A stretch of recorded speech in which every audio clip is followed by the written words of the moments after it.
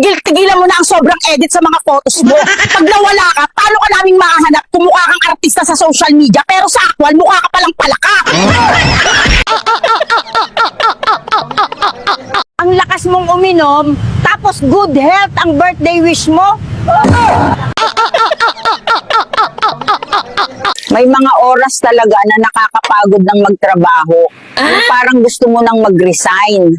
Pero wag kang susuko, anak. Lumaban ka lang. Kasi marami ka pang utang. Aray.